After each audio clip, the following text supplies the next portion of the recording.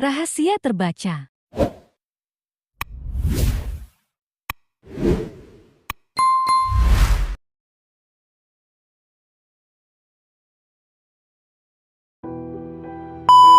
Friends, pemuda miskin di Jakarta tiba-tiba mendapat warisan rumah tua dari kakeknya yang menghilang puluhan tahun lalu. Saat tiba di desa terpencil, ia merasakan ada yang janggal. Warga sekitar tampak ketakutan setiap kali ia menyebut nama kakeknya. Saat membersihkan rumah, Friends menemukan sebuah kotak besi tersembunyi di lantai kayu.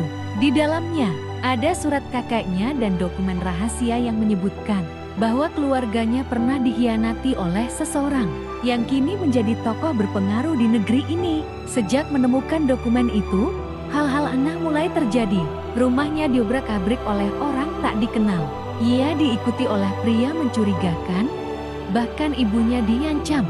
Sadar bahwa warisan ini bukan sekadar rumah tua, Friends meminta bantuan Sinta, kekasih sekaligus jurnalis investigasi.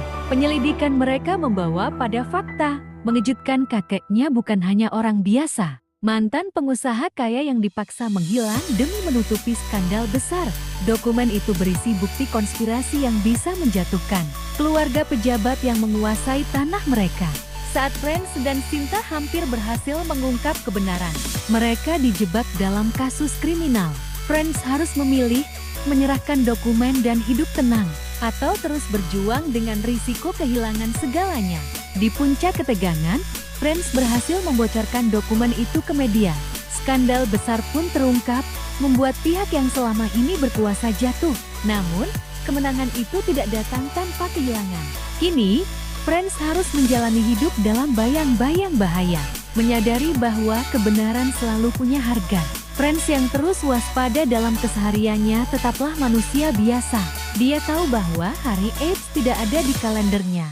Friends yang merasa tidak bebas bergerak itu mulai berencana untuk pindah dulu aja ke negara lain.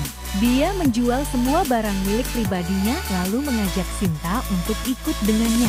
"Aku ragu Friends," liris Sinta.